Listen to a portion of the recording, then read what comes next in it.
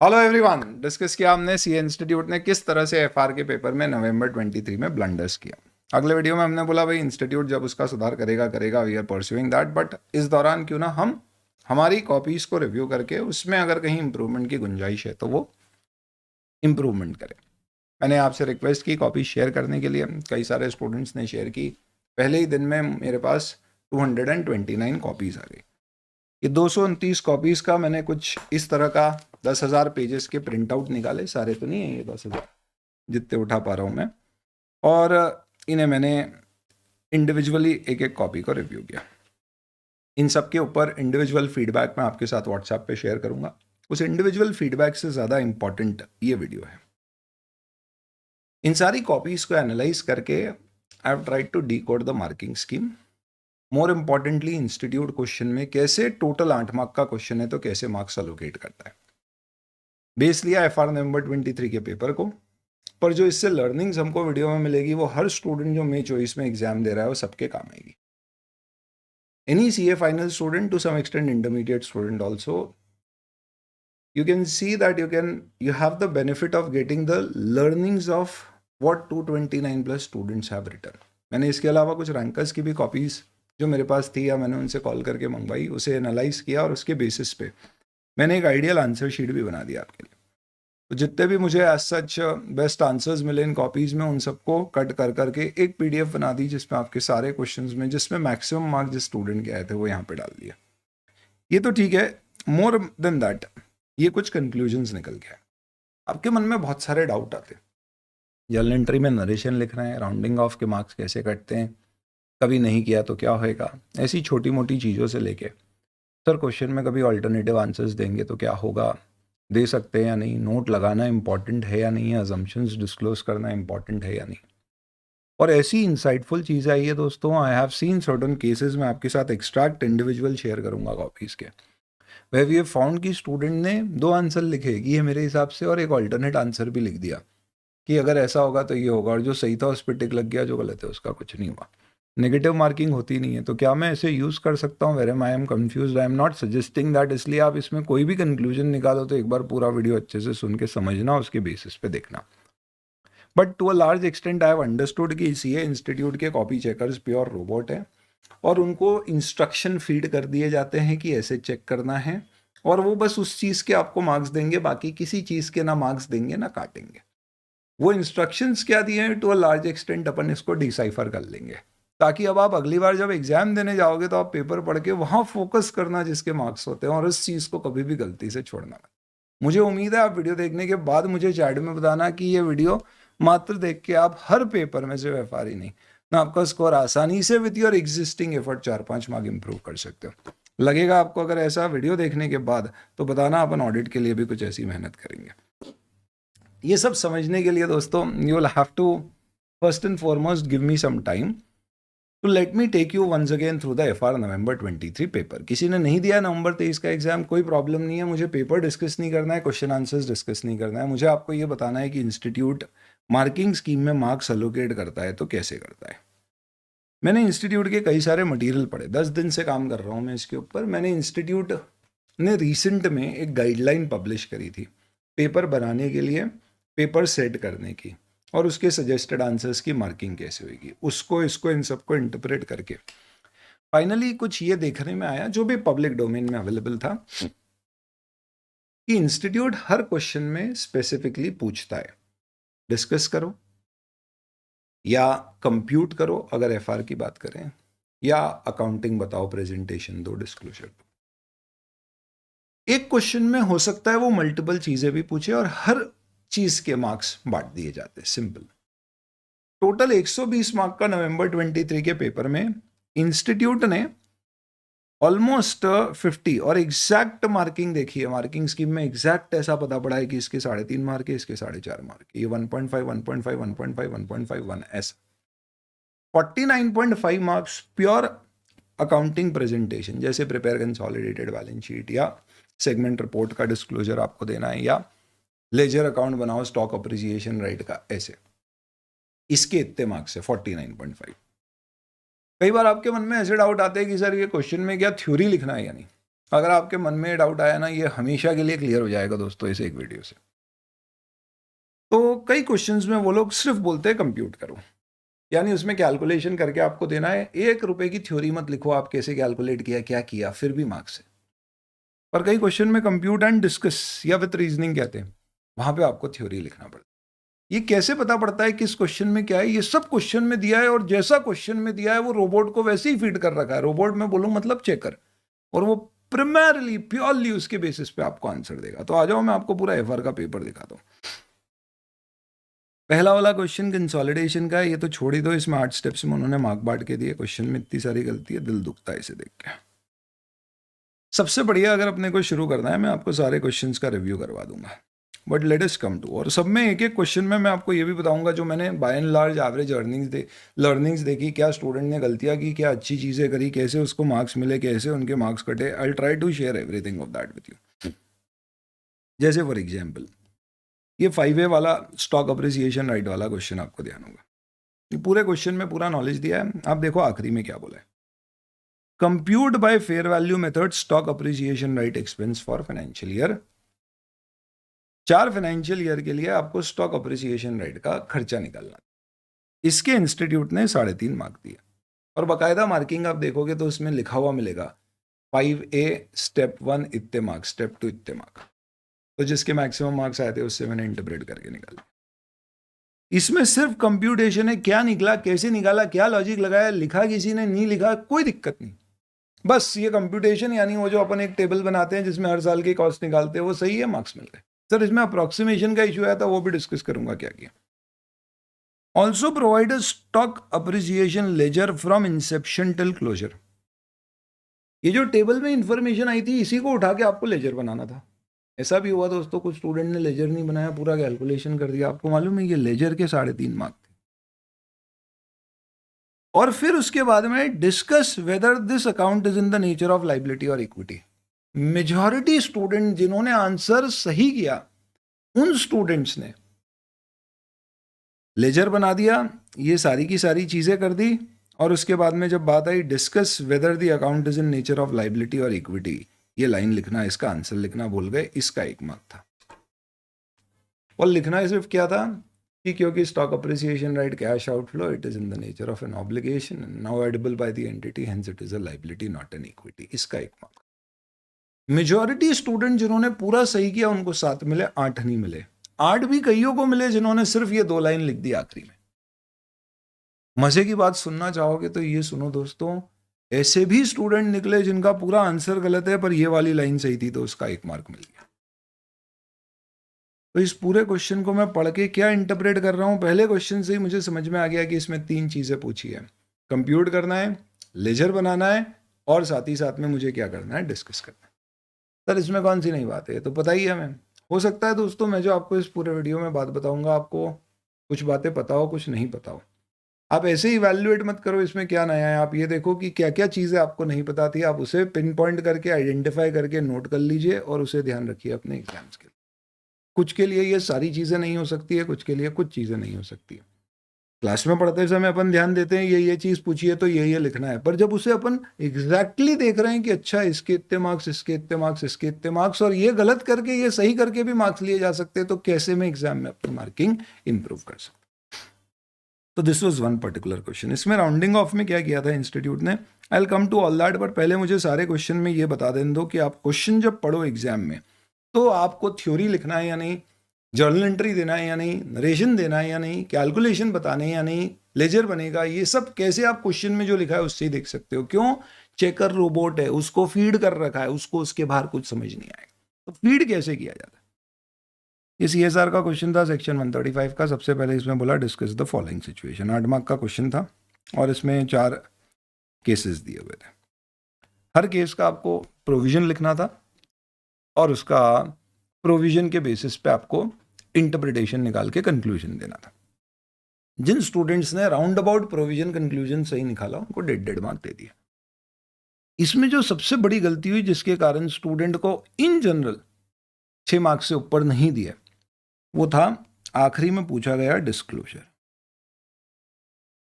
ये जो डिस्क्लोजर पूछा गया, ये कई स्टूडेंट ने नहीं दिया, इसके 1 मार्क डेफिनेटली कट गए। क्योंकि इतने बड़े क्वेश्चन में अपन ने प्रोविजन लिखा, आखिरी में शायद मिस कर गए, डिस्क्लोजर मांगा है, देना भूल गए, जिसने लिखा उसको 1 मार्क इसके और मिल गए।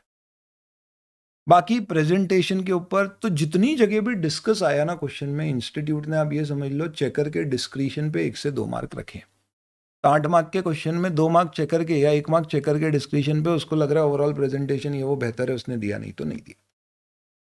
हालांकि ये लीनियंट चेकिंग नहीं हुई थी एफआर के पेपर की, ध्यान रखना हर मार्किंग स्कीम हर अटेम्प्ट में चेंज होती है।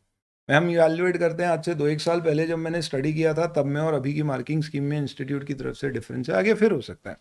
कुछ चीज़ें कांस्टेंट रहती है, अपन उस पर फोकस करेंगे, कुछ अटेम्प्ट टू अटेम्प्ट चेंज हो सकता है अगली बार लीनियंट मार्किंग करना हो तो बोले कि बस इतना भी सही है तो 2 में से 2 दे दो, जहाँ टफ मार्किंग करना है वो बोलेंगे 1.5 दो, और फिर अगर पूरा proper presentation reference to the act वो सब सही है तो फिर पूरे 2 देना।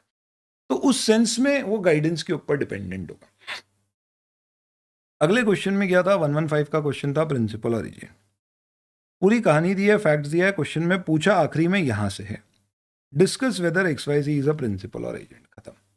तो एक और क्वेश्चन जिसमें डिस्कशन। तो इस बार क्या हुआ, पेपर में डिस्कस वाले बहुत क्वेश्चन आए, क्या हर बार आते हैं, इस बार थोड़े ज्यादा है। इसमें क्या लिखना था, प्रिंसिपल और एजेंट में क्या डिफरेंस होता है, 3 इंडिकेटर्स जिससे आप पता करते हो प्रिंसिपल एजेंट है। इस केस में वो इंडिकेटर सेटिस्फाई हो रहे हैं, उस कारण से ये प्रिंसिपल। मेजॉरिटी केसेस में जिन्होंने सही आंसर लिखा 6 में से 4 दिए इंस्टीट्यूट। 3 इंडिकेटर के 3 मार्क, प्रिंसिपल और एजेंट है या नहीं है वो चीज़ आपने, दोनों में क्या डिफरेंस होता है 1 मार्क उसका, कंक्लूजन जो आपने दिया उस कंक्लूजन का 1 मार्क, और एक कंट्रोल के बारे में लिखना थी उसका 1 मार्क। मेजॉरिटी स्टूडेंट ने इनमें से कुछ चीज़ें लिखी, नहीं लिखी, उसके बेसिस पे उनको मार्क्स मिले। बट ये ज़रूर है कि अगर किसी ने 3 इंडिकेटर में 1 इंडिकेटर पूरी तरह से गलत लिखा और 2 सही लिखे तो भी उसको मार्क्स मिले। किसी का कंक्लूजन गलत है पर इंडिकेटर सही है तो भी मार्क्स मिले, किसी ने कंक्लूजन सही लिखा और इंडिकेटर वगैरह सब गलत है तो भी मार्क्स मिले। तो जैसे मैंने आपको बताया 1-1 मार्क कैसे अलोकेट किया, उसमें उन्होंने रोबोट है वो, उसने क्या बोला, अच्छा ये सही है इसका मार्क दे दो, ये सब गलत है इसका दे दो, यानी कोई कोरिलेशन नहीं है पूरे में, शुरू से लेकर आखिरी तक सब आंसर गलत चल रहा है, पर आखिरी में लिख दिया for this particular reason this is a principal, possibly students have got marks for.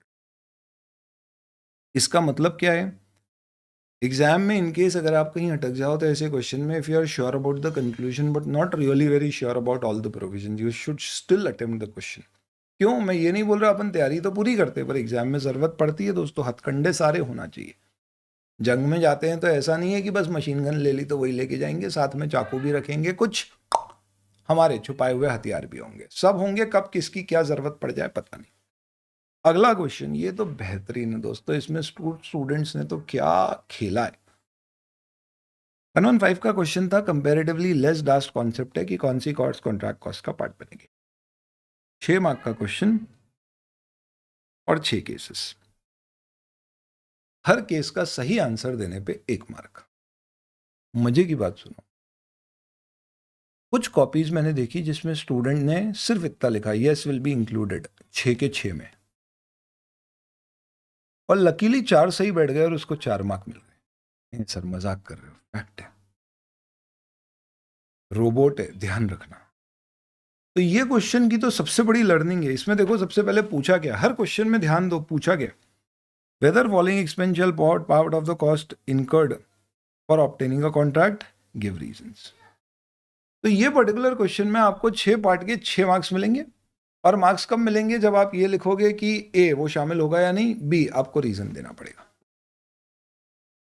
अब अगर मैं लिखता हूं एज पर इंडेस 115 प्रोविजंस और contract cost which are incurred directly attributable to the cost of the contract are added to the cost or based on this, yes ये मैंने answer लिख दिया।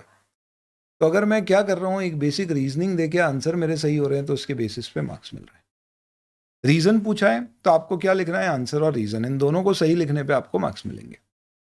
तो स्टूडेंट ने सिंपल यस नो और एक line उसके ऊपर लिख दी, उसके बेसिस पे उसको आंसर के मार्क्स मिल गए। Some students did not attempt all the 6 cases. कुछ स्टूडेंट जिन्होंने सेकंड क्वेश्चन अटेम्प्ट किया, ये वाला क्वेश्चन छोड़ दिया, शायद वो सिर्फ इतना भी लिख देते तो उसके 2-1 मार्क मिल जाते। आई एम नॉट सेइंग सिर्फ यस लिख दोगे, रीजंस नहीं लिखोगे तो कुछ भी मिलेगा नहीं मिलेगा, बट ऐसा हुआ है, सिंपल 1 लाइन लिखी, स्टूडेंट ने मार्क्स मिल गए। देख के समझ में आ रहा है यार इसको तो आ तो नहीं रहा है, सब में एक जैसा आंसर लिख रहा है, ये 6 के 6 में, yes it will be included because of this. फिर भी उसको मार्क्स 4 के सही बैठे मिल गए, 2 के नहीं मिले। सर ये क्या बता रहे हो आप, क्या सिखा रहे हो? मैं बता रहा हूँ आपको कि ऐसा चेकिंग हुआ है, अपन रोबोट को समझ रहे हैं बस, वो जो चेक कर रहा है। अपन पढ़ने के लिए ये तरीके नहीं अपना रहे हैं, अपन सब पढ़ने के बाद अपनी एग्जाम में स्कोर बढ़ाने के लिए तरीके समझ रहे हैं। अगला ये वाले क्वेश्चन में I have spoken to the institute on this question, हालांकि एजुकेशन मटेरियल इंडिया 116 का क्वेश्चन है। 8 मार्क का क्वेश्चन था, 2-2 मार्क की 4 चीजें पूछी है। Analyse the above and identify least component and non least component. इस पूरे क्वेश्चन में साफ दिया हुआ था कि भैया ये लीज है, ऐसा माना गया। इसमें लीज कंपोनेंट क्या था, तो जो आप असेट ले रहे हो वो लीज कंपोनेंट है, जो मैन्युफैक्चर करा रहे हो नॉन लीज है। उसको एनालाइज करना था आपको। एनालाइज का मतलब आपको कोई कैलकुलेशन नहीं करना है, यहाँ पे सिर्फ एनालिसिस करके देना है। पूरा क्वेश्चन आपको नहीं समझ आ रहा है, पर लैंग्वेज से ये तो समझ में आ रहा है लीज नॉन लीज कंपोनेंट क्या है। अगर आपने इस पहली चीज का आंसर दिया, उसके बेसिस पे भी आपको 8 में से 2 मार्क में से मार्क्स मिले। आगे कंप्यूट है रिकॉग्निशन ट्रीटमेंट है, तो इसमें कैलकुलेशन करना था आपको लीज नॉन लीज का, इसमें कैलकुलेशन करना था, टेबल बनाना था, और इसके आखिरी वाले केस में आपको रिकॉग्निशन बताना था, ट्रीटमेंट बताना था, यानी पूरी अकाउंटिंग क्या होगी वो बतानी थी। तो ये पूरा अकाउंटिंग वाला क्वेश्चन था। इसमें पहले वाले पार्ट में रीजनिंग थी, बाकी तीनों पार्ट में कोई रीजनिंग नहीं है, सिंपल कैलकुलेशन देना उसके मार्क्स। हालांकि I couldn't find any student who scored 100% marks. अगला क्वेश्चन देखो, इंडेस 105 non current assets held for cell. ये भी बहुत अच्छे से समझ में आएगा कैसे मार्किंग स्कीम। इन्होंने ये पर्टिकुलर कैरिंग अमाउंट दे दिया, बिफोर हेल्ड फॉर सेल के इनके as per respective indices carrying amount दे दिए, और फिर बोला हेल्ड फॉर सेल है तो ये इसकी नेट फेयर वैल्यू है। पूछा क्या क्या, स्टेट एज पर एप्लीकेबल इंडेस, तो इंडेस का नाम नहीं दिया, आपको रेफरेंस में देना था। How and what amount of loss should Hydra Limited recognise for disposal group before classifying it as held for sale. तो ये और ये कंपेयर करके लॉस निकालना था। निकाल के सिर्फ ये नहीं निकालना था कि ये लॉस होगा, ये भी बताना था कि कौन सा लॉस कितना अलोकेट होगा, थ्योरी लिखनी थी। ये जो पिंक से मैंने अंडरलाइन किया, इसी का 3 मार्क था 8 में से। Second, also compute impairment loss if any, इसके 2 मार्क थे, जिसमें आपने ये कैलकुलेशन करने के बाद 65 लाख से कंपेयर करके इंपेयरमेंट लॉस का अमाउंट सही निकाल दिया, उसके 2 mark. And third, how it should be allocated to Hydra Limited, तो उसमें अलोकेशन बताना था कि गुडविल में बचे हुए 2 में इस लॉजिक पे से अलोकेट किया जाएगा विथ थ्योरी। क्योंकि यहाँ हाउ विथ रीजन जैसी चीज है, तो यहाँ पे थ्योरी एक्सपेक्टेड थी, उसके मार्क्स थे। ये 3 पार्ट में डिवाइड करके 8 मार्क हो गए। तीनों चीजें आप अगर दिमाग में रखोगे, मुझे सब देना है वहां पे, तो आपको वैसे मार्क्स इकट्ठे होते जाएंगे। ये था क्वेश्चन। अगला क्वेश्चन 4 मार्क के लिए लेंदी क्वेश्चन था। इस क्वेश्चन में वापस से इंडेस 21 का फॉरेन एक्सचेंज रिलेटेड क्वेश्चन था, इंटर कंपनी ट्रांसफर थे, उससे अनरियलाइज प्रॉफिट निकालने का। आप ये देखो, इस क्वेश्चन में आखिरी में क्या पूछा है, provide journal entries in the books of N Limited and S Limited on transaction date as well as 31 March. 2 दिन की एंट्री 2 कंपनी की बुक्स में, उन जर्नल एंट्री की 4 एंट्री के 4 मार्क्स, खत्म। मैं आपके साथ जो सोल्यूशन शेयर किया है आइडियल शीट में, उसमें देखना उस स्टूडेंट ने एक लाइन का एक्सप्लेनेशन नहीं डाला है कि इंडेस 21 क्या फंडा कहता है, और उसको 4 में से 4 मिला है। नेक्स्ट, ये क्वेश्चन में स्टूडेंट में कई स्टूडेंट ने 14 on 14 स्कोर किया। क्वेश्चन था compulsorily convertible cumulative preference share का। इस पर्टिकुलर क्वेश्चन में 14 मार्क्स का अलोकेशन कैसे किया। पहला, कंप्यूट द लायबिलिटी और इक्विटी कंपोनेंट। आप सबसे पहले वही करोगे, टेबल बनाओगे। कोई रीजनिंग देने की जरूरत नहीं है, कंपाउंड फाइनेंशियल इंस्ट्रूमेंट क्या होता है, ये क्यों किया, क्या, सिर्फ आपने टेबल बनाया, कंप्यूटेशन का marks 3 mark. Provide the liability ledger for various years at amortised cost using effective interest rate. वो पूरा फाइनेंशियल लायबिलिटी अमोर्टाइजेशन टेबल बनाने के 5 मार्क्स। क्योंकि यहां पे लेजर मांगा था, तो टेबल के साथ आपको लेजर बनाना पड़ेगा, बिना टेबल के लेजर बनेगा नहीं, तो उन्होंने अलोकेट किया टेबल के 3 मार्क्स और लेजर के 2 मार्क्स रखे। तो एक तरह से टेबल क्या हो गया, इसका वर्किंग नोट हो गया। And pass necessary accounting for the whole period, तो लेजर के बेसिस पे आपकी अकाउंटिंग बननी है, इसके 6 मार्क थे। नरेशन नहीं लिखा तो भी पूरे मार्क्स दिए। इस बार ऐसा हुआ, अगली बार ऐसा हो नहीं हो पता नहीं है, तो 2-2, 3-3 लाइन के नरेशन भी, 2-2, 3-3 वर्ड के नरेशन कई स्टूडेंट ने लिखे। मैंने इतनी सारी कॉपी में एक ही कॉपी देखी जिसे 14 on 14 मिला, पर उसने 1 रुपए का नरेशन नहीं लिखा था, कुछ नरेशन नहीं लिखा, पूरे मार्क्स मिले। डिस्काउंटिंग फैक्टर, इसमें गलती क्या करी स्टूडेंट ने, 4000 का कुछ राउंडिंग ऑफ आ रहा था इसमें लास्ट ईयर में, एक स्टूडेंट ने क्या किया, उसने राउंडिंग ऑफ लास्ट ईयर के ब्याज में से एडजस्ट नहीं किया। वो एक्सट्रैक्ट बताता हूं आपको मैं।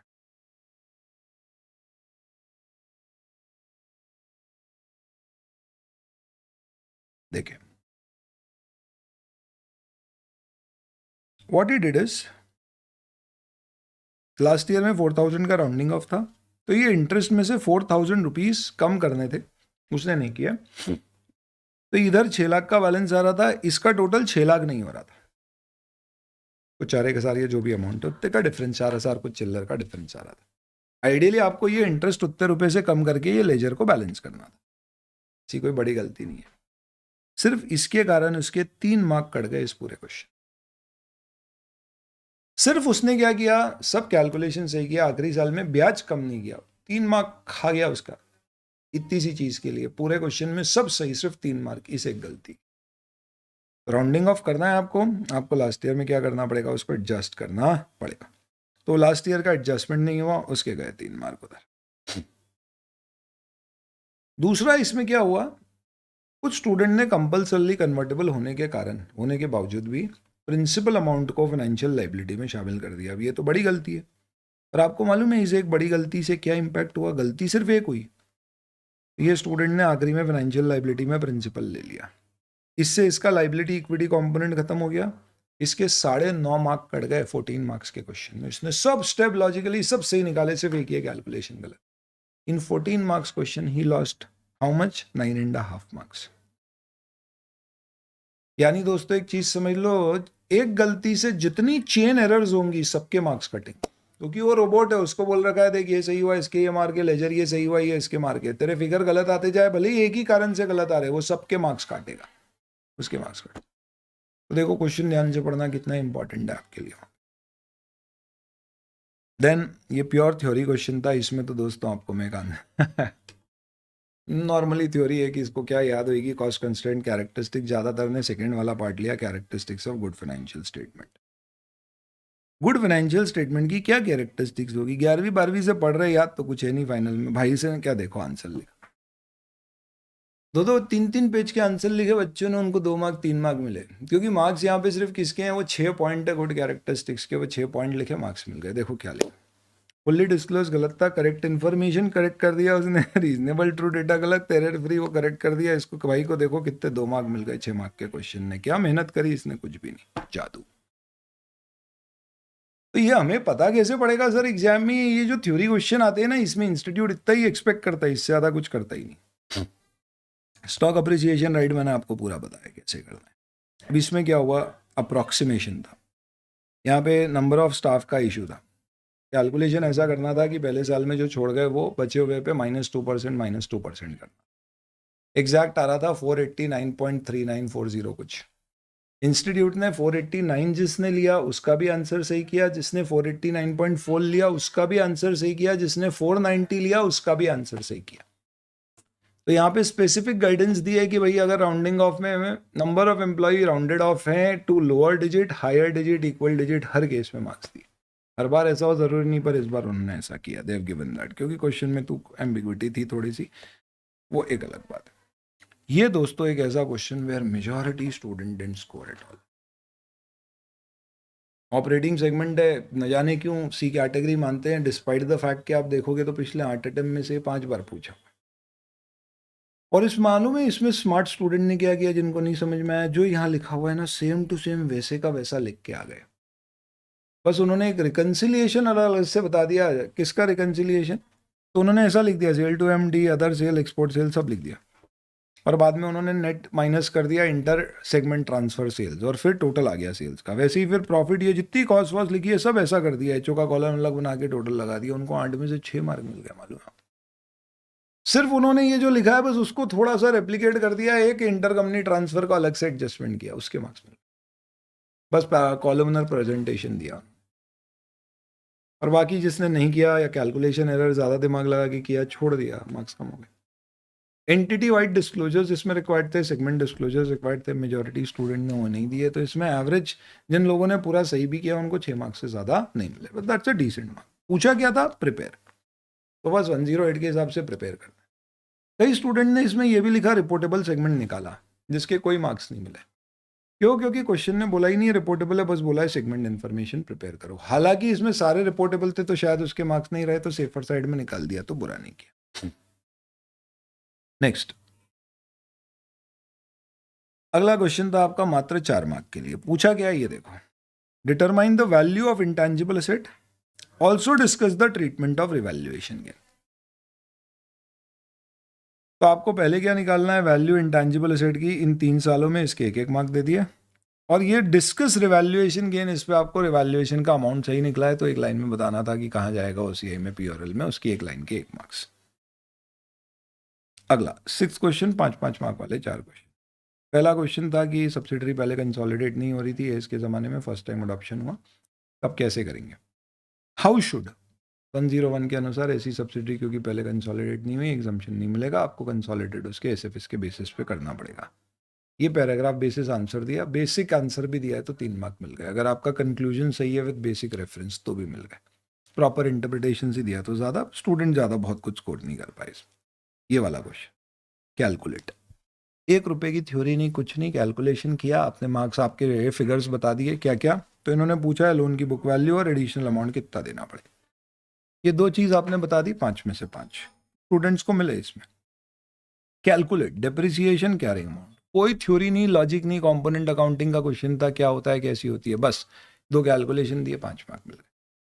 लास्ट वाला तो क्वेश्चन ही इंस्टीट्यूट ने फिर गड़बड़ करी, एएस बेस्ड क्वेश्चन है ये देखो, fall in temporary fall in value of investment, ऐसा एएस 13 में होता था, उन्होंने उठा के इंडेस में डाल दिया। इस पर्टिकुलर क्वेश्चन में as such majority students which I saw could not score much. क्या पूछा था इसमें, डिस्कस, यानी डिस्कशन था इसमें, आपको पर्टिकुलरली इंडेस 8 बट नॉट जस्ट इंडेस 8 के बेसिस पे इन सब में डिस्कस करना था, चेंज इन पॉलिसी है या एस्टिमेट है, प्लस प्रॉफिट दिए थे उसके ऊपर क्या इम्पैक्ट है, पॉसिबली 1 आध मार्क उसका रहा होगा। तो इन सब से फाइनली क्या कंक्लूजन निकल के आया, कंक्लूजन ये है दोस्तों, कितना मीनिंगफुल है, यूजफुल है ये नहीं पता, बट अब आप शायद इससे थोड़े सेंसिटिवाइज हो जाएंगे कि पेपर को कैसे पढ़ना है, क्या क्या चीज़ें पूछी, उन सबके लिखने के मार्क्स से कुछ छूट गया था, छूट गया। नरेशन मांगा नहीं तो मार्क्स नहीं।